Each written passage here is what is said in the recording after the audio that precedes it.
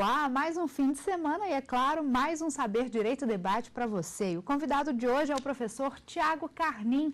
Ele é especialista em Direito Constitucional. Durante a semana esteve conosco no Saber Direito Aula, ministrando cursos sobre Direito Constitucional. As aulas abordaram poder constituinte decorrente, controle de constitucionalidade, ação direta de inconstitucionalidade, controle difuso e controle concentrado de inconstitucionalidade.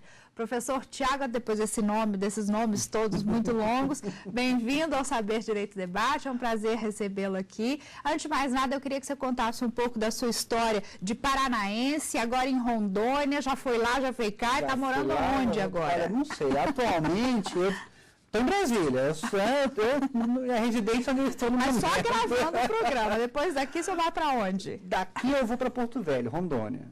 Onde eu estou morando no momento. Por enquanto, né? Mas o senhor nasceu em? Eu nasci em Curitiba. Isso, eu sou curitibano de nascimento e rondoniense de criação. Então, entendi. Então já tinha vínculos? Já tenho muitos vínculos nos dois estados. Então, eu tenho essa origem curitibana. Quando eu tinha 2 anos, mais ou menos de idade, meus pais acabaram se mudando para Rondônia e lá eu fui criado. Morei em Rondônia dos 2 aos 18 anos de idade. Só que depois eu voltei para Curitiba, quando eu tinha 18, para fazer faculdade. Então sua carreira acadêmica toda acabou sendo em Curitiba mesmo. Eu estava lá há 12 anos, já estava desacostumado com o calor de Rondônia, já tinha pego o sotaque curitibano, enfim. E aí, depois apareceu uma oportunidade de trabalho, acabei voltando para Rondônia e estou lá. O senhor está também como assessor do Ministério Público? Isso, eu sou assessor do Ministério Público Estadual e eu trabalho na Subprocuradoria-Geral de Justiça. E lá eu tenho a oportunidade de trabalhar, graças a Deus, exatamente com uma coisa que eu adoro, que é exatamente o controle de constitucionalidade. Ótimo. Então, assim... Estadual, né? Estadual, nesse caso, estadual. Porque, assim, a gente só vai atuar ali no Ministério, na Procuradoria-Geral de Justiça, a gente atua basicamente naquelas ações em que são matérias do pleno do tribunal. Então, basicamente, mandado de segurança de competências originárias do tribunal e as chamadas ADINs estaduais, as representações de inconstitucionalidade. Mais do que oportuno, então, a gente falar sobre esse tema. Nossa, que é um tema de atuação diária. Diária, graças a Deus, assim, eu sempre fui apaixonado pelo direito constitucional, mas o controle sempre foi aquele assunto que me fascinou. Por quê, professor? Não sei, adoro coisas complicadas. Eu sou uma pessoa complicada, adoro coisas. Tem muita gente que tem pavor de controle, eu adoro exatamente porque tem muita peculiaridade. Então eu adoro. Que bacana. E aí é aquela coisa, né? Apareceu bem naquele momento. Veio a calhar. Né? Que ótimo. Falando então sobre o controle de constitucionalidade estadual, professor, por que ainda existem pouquíssimas normas que regem o tema? Olha... Porque a gente falar de controle de constitucionalidade federal é uma coisa, né? Agora, estadual, que eu imagino que nem todo mundo saiba que de fato exista e pode acontecer. Tem muita gente que não sabe que isso existe. Até no nível federal, é claro, entre os acadêmicos, a gente tem até esse conhecimento, mas fora da área jurídica, isso aí acaba ficando... Às vezes tem muita gente que acha que é tudo a mesma coisa. O Supremo julgou uma lei inconstitucional, né? Fica ali. Mas não sabe que isso também acontece nos âmbitos dos estados. Pois por que a legislação é restrita a respeito disso? E quais são os pressupostos de controle estadual, já que existe essa limitação de normas? Porque assim, da mesma forma que a Constituição Federal, ela exerce assim uma certa... hierarquia, uma posição de superioridade com relação às demais normas. Esse é o nosso ordenamento jurídico que foi estabelecido, quando o direito como uma ciência, direito positivo. Mas no âmbito estadual isso também acontece. Existe também essa supremacia da Constituição Estadual com relação às leis municipais e leis estaduais. Então, as leis municipais e as leis estaduais, elas não só devem respeitar todos os princípios constitucionais federais, mas também os estaduais. Não adianta uma lei municipal ser muito interessante, respeita a Constituição Federal, mas se ela não respeitar a Constituição do seu próprio Estado, ela pode ser também declarada inconstitucional, por violação à Constituição Estadual.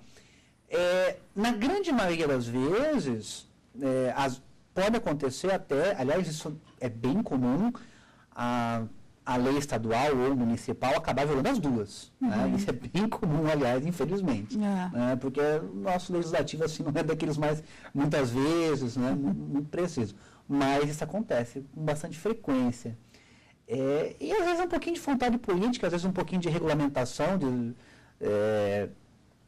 como, por exemplo, tem muitos direitos fundamentais que, às vezes, dependem de regulamentação e não são regulamentados. Então, esse é um instrumento, assim, de muita força, exatamente para garantir que a Constituição ela se mantenha dentro dessa supremacia, né? E exatamente assim, é um instrumento de defesa, antes de mais nada, da própria Constituição, contra os arbítrios do legislador. E a regulamentação desse controle de constitucionalidade estadual, ele está previsto na Constituição Federal, mas mais restrito à lei específica, é mais ou menos assim? Na verdade, assim, o controle de constitucionalidade estadual, ele está previsto na Constituição Federal, mas de uma forma muito tímida, muito tímida. Nós temos um parágrafo de um artigo da Constituição que fala sobre isso. Que cita isso? O artigo 125, parágrafo 2º, que diz que os estados, os tribunais de justiça, né, no âmbito estadual, podem trabalhar com a representação de inconstitucionalidade e só. Né? E que a legitimação para ajuizar essa ação não pode ser exclusiva de um único órgão. É só isso que a Constituição Federal fala. E o que seria essa lei específica? Pois é o quê? É uma lei estadual? É uma lei federal específica sobre o tema? O que seria? Ninguém sabe. Essa é a discussão. Essa é a discussão. Então, assim, quando a gente trabalha com lá no meu trabalho, a gente trabalha bastante com essas ações diretas. Então, o que acontece? A gente toma por base, como na prática, jurisprudência do Supremo. Então, tem muitos institutos que são já conceitos, já elaborados pelo Supremo ao longo do ano no âmbito federal e que, por analogia, a gente acaba aplicando no âmbito estadual. Então, por exemplo, existem alguns legitimados que podem entrar com a DIN federal, mas o Supremo ele faz uma restrição. Tem os legitimados universais e tem aqueles especiais, aqueles que precisam demonstrar assim, uma certa justificativa, que tem uma certa pertinência para ajuizar aquela ação. Nada impede que, isso não é uma regra obrigatória, mas um tribunal de justiça estadual, por analogia, ele pode falar, esta associação de âmbito estadual pode entrar com a ADIM porque está prevista na minha Constituição estadual, mas eu preciso que você comprove, por analogia também, pertinência temática, que você está impugnando essa lei, porque essa lei vai afetar os interesses dos seus associados. Então, muito entendimento jurisprudencial a gente acaba pegando por analogia. Mesmo que, para a gente encerrar nosso primeiro bloco, mesmo que muitos, então, acabam usando, legislando ou fazendo com que esse controle aconteça por analogia ao controle federal, existem legislações estaduais que já prevêem o controle de constitucionalidade com suas regras próprias, vamos dizer assim? Olha, pouca também. O senhor conhece? Assim, nós vamos encontrar a regulamentação do controle estadual onde? Na Constituição do Estado.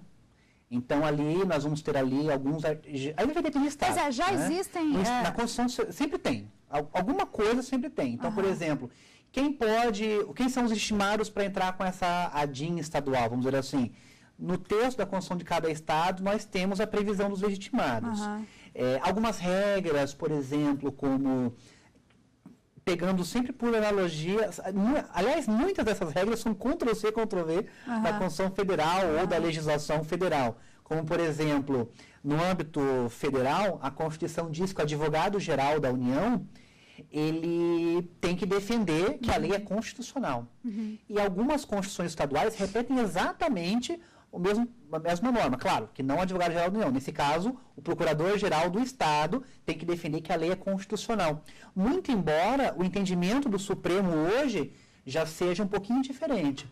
Hoje o Supremo ele dá um pouquinho mais de liberdade para o advogado público defender a constitucionalidade ou a inconstitucionalidade da lei de acordo com o seu livre-arbítrio. Porque você imagina, uma lei escancaradamente inconstitucional. E aí, por um dever de ofício, o advogado do Estado tem que criar algum tipo de tese, seria um próprio desfavor à própria Constituição. Claro, né? Então, hoje, o texto da Constituição não mudou. E, por consequência, as Constituições federais repetiram o mesmo texto da Constituição Federal. Mas, assim, é uma mudança, até no sentido da Constituição que o Supremo tem feito nos últimos anos nos seus julgados. Tá ótimo. Professor, um minuto, te peço um minutinho, você de casa também. A gente vai para um intervalo bem rápido, daqui a pouco tem o segundo bloco do Saber Direito Debate. Até já.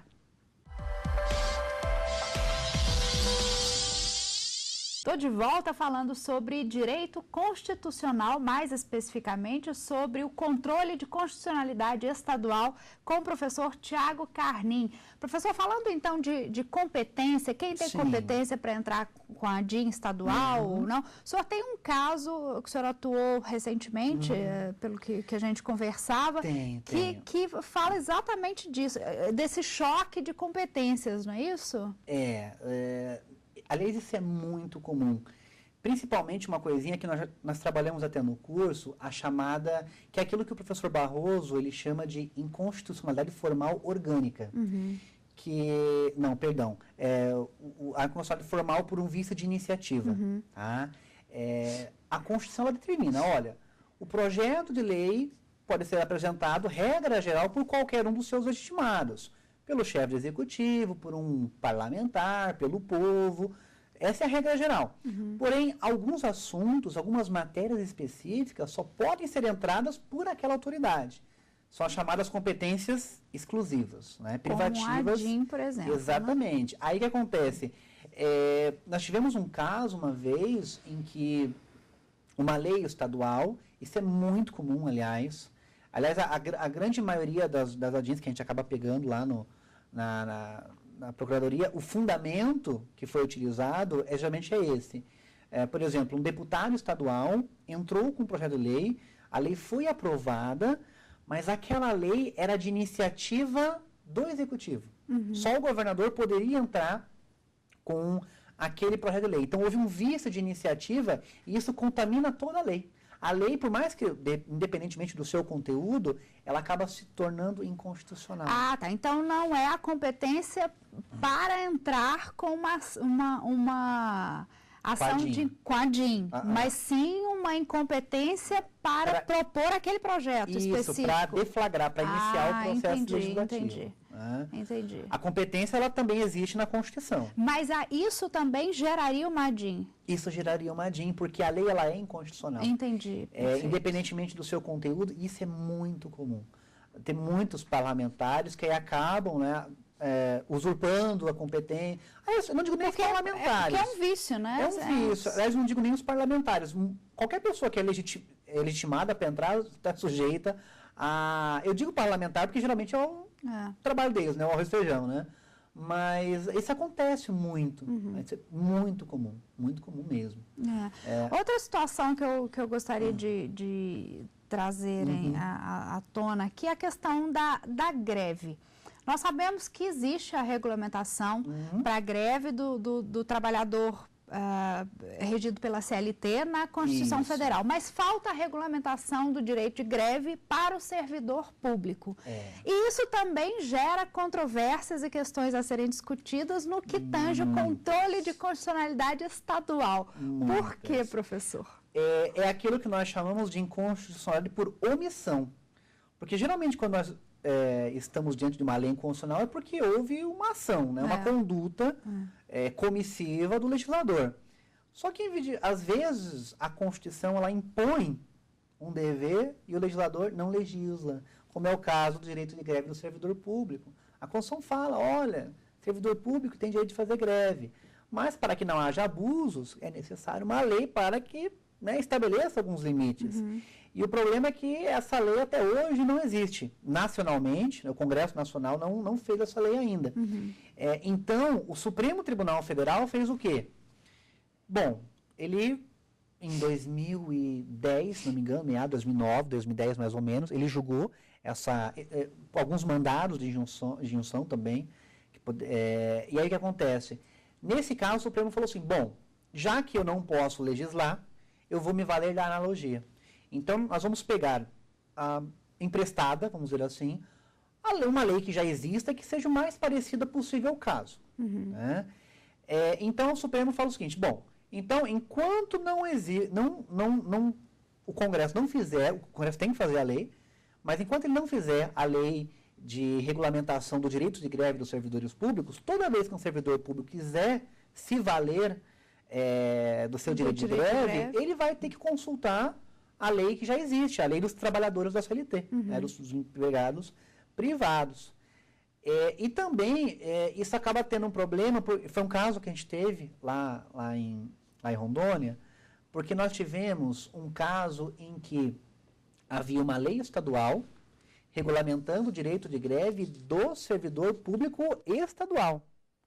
E aí ficou aquela discussão. Então, assim, nós até fizemos o parecer assim meio... será que está certo? Será que não está? Às vezes, a gente chega numa situação assim, em alguns casos, que a gente realmente não sabe o que fazer, né? Até por conta dessa omissão.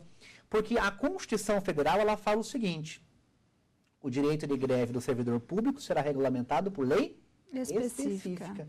Ele não fala se é uma lei específica federal, estadual ou distrital. Então, nós temos alguns autores que falam, não, é lei específica federal.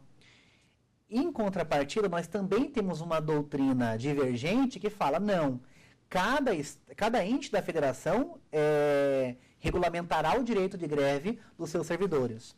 Então, servidor público estadual, o direito de greve regulamentado pela Assembleia Legislativa, pelo Legislativo Estadual e assim por diante. Né? Tanto é que, durante esse caso que nós tivemos lá, nós até acabamos pesquisando e achamos uma lei, né? Fuçamos e achamos uma lei no Espírito Santo que regulamentava o direito de greve do servidor público estadual, estado, né? Que inclusive foi até mencionada num desses julgados que o Supremo, quando o Supremo julgou um desses mandados de injunção, dando essa decisão, o Supremo até comentou, o relator do processo, ele até comentou, olha, o autor até argumentou que existe já uma lei estadual, mas ele só fez um comentário sobre aquele assunto. Em nenhum momento no voto ali do relator tinha alguma manifestação sobre se realmente tinha que ser uma lei federal ou lei estadual.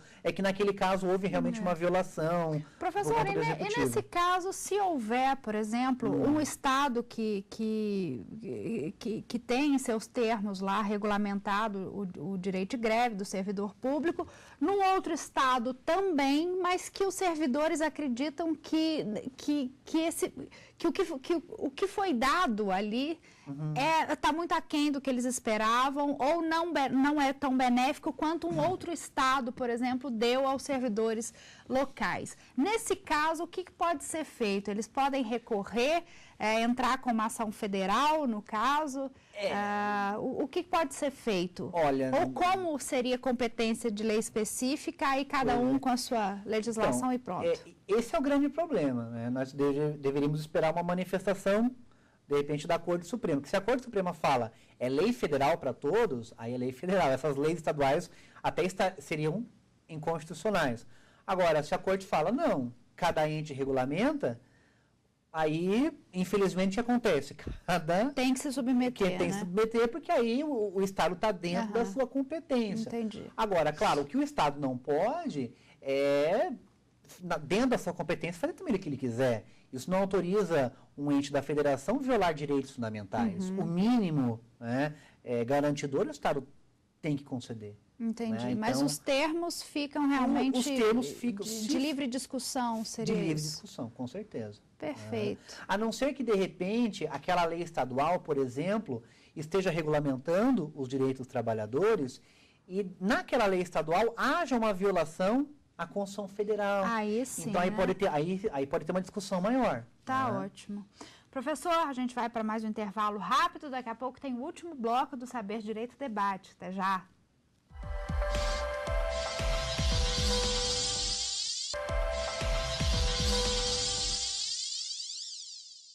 Estamos de volta aqui comigo, o professor Tiago Carnim. Falávamos então sobre controle de constitucionalidade estadual. E para isso, como de praxe, ele nos trouxe alguns livros como indicação de estudo e são deles que a gente fala agora. Professor, vamos começar então por esse aqui. Vamos. Controle abstrato de constitucionalidade, a DIADC e a ADO. Por que do Gilmar Mendes, né? Por que esse livro aqui o senhor indica como fonte de estudo? Olha, o controle, ele é assim uma matéria muito específica e que tem muitas particularidades. Você veja a grossurinha desse livro, só sobre controle. E parece completo, né? Exatamente. Então, assim, sobre o tema. O aluno que quiser se aprofundar realmente, estudar o controle a fundo, um manual de direito constitucional, ele é bom, né? Mas, no caso do controle, eu sempre aconselho uma obra específica de controle. Sobre o tema, né? E, basicamente, assim, nós temos, Gilmar Mendes aí há muitos anos escreve sobre o assunto. Fala com excelência. Fala né? com excelência. Aliás, muitos dos conceitos, dos entendimentos que nós temos nas aulas. Porque, assim, muita coisa de controle que a gente ensina nas aulas, como não tem tanta regulamentação na Constituição e na lei, tem muita coisa que é entendimento jurisprudencial. Uhum. E o Gilmar Mendes sempre traz nos seus votos alguma coisa, principalmente de doutrina alemã. Então, assim, esse é um dos livros de controle que ele tem. Ele tem outros livros de controle. Ele tem Direitos Fundamentais e Controle de Constitucionalidade. Essa obra fala especificamente da ADI, da ADC e da ADO. Uhum. Mas ele também tem uma outra obra sobre uma outra ação do controle, que é a DPF. Uhum.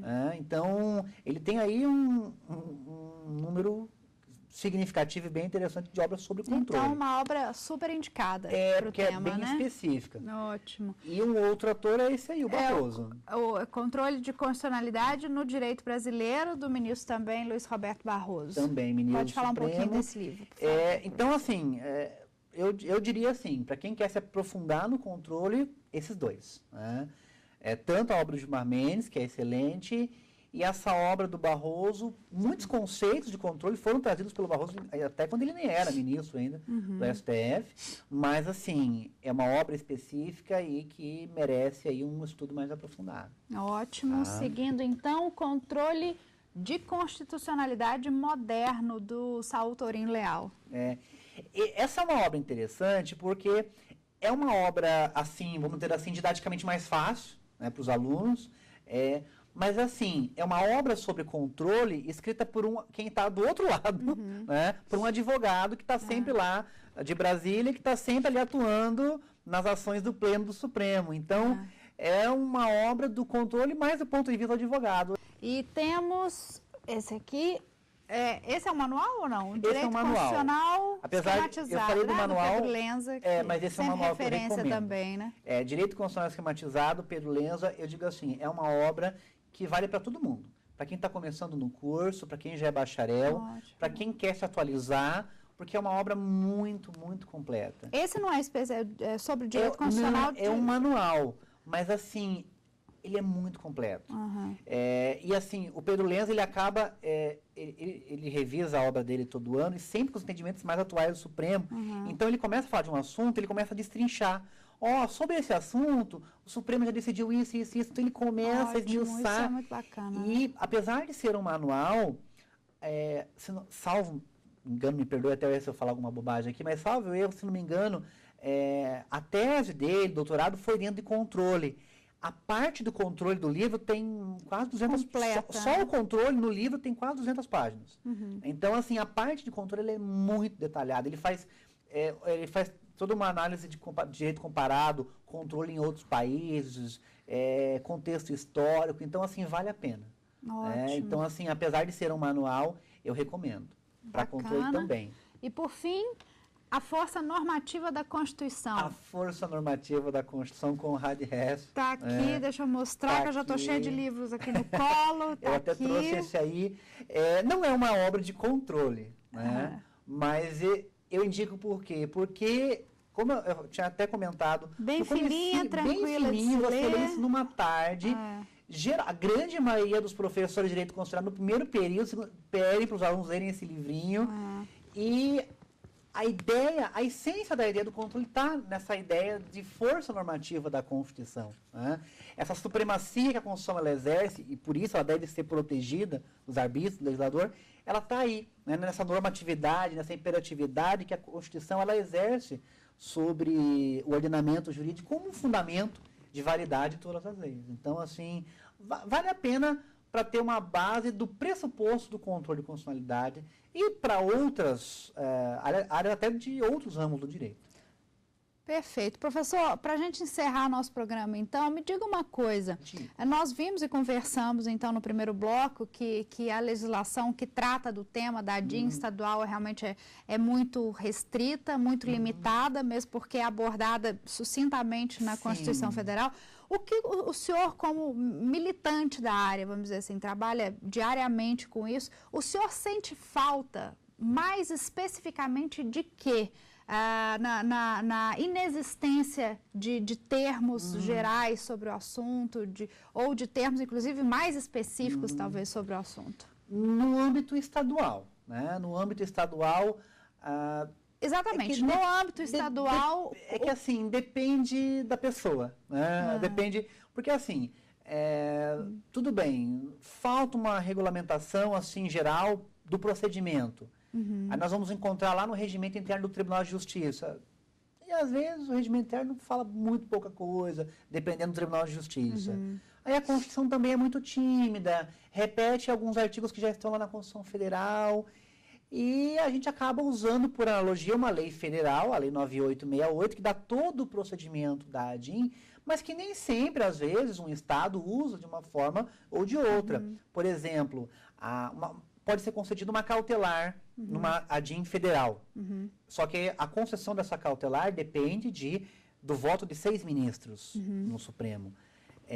Isso pode ser usado no âmbito dos Estados? Claro que pode. Agora, eu já vi, isso é muito comum, tem muito Tribunal de Justiça que o próprio relator, né, não usa essa ideia da maioria absoluta. Né? Não, o próprio relator monocraticamente concede ou não, indefere ou não pedido de liminar. Então, de repente, às vezes, algum tipo de padronização nesse sentido. Só que também, olha só, a falta de normativação, de normativização também, né, nós como seres humanos super criativos, ela prolifera a nossa criatividade. Né? Então, a gente também é uma oportunidade, assim, para a gente criar, né? A gente acabar extraindo algumas teses, e aí o direito ele vai também evoluindo como ciência, né? É verdade. Tá ótimo, professor. A gente podia ficar aqui discutindo e sabendo mais exemplos da sua vida prática com isso, inclusive, por muito mais tempo, mas infelizmente não temos tempo. Tudo bem. Muitíssimo obrigada. Saudações a Rondônia, a Curitiba, onde quer que o senhor esteja, viu? Muito obrigado. Muito obrigada a você de casa também pela companhia de sempre. Não se esqueça, semana que vem temos mais Saber Direito Debate. Qualquer dúvida que tiver, é só mandar um e-mail para nós no saberdireito@stf.jus.br. Você também pode estudar pela internet e assistir aos outros programas da casa. Só acessar o www.tvjustiça.jus.br. A gente se vê de novo semana que vem, então. Até lá, tchau!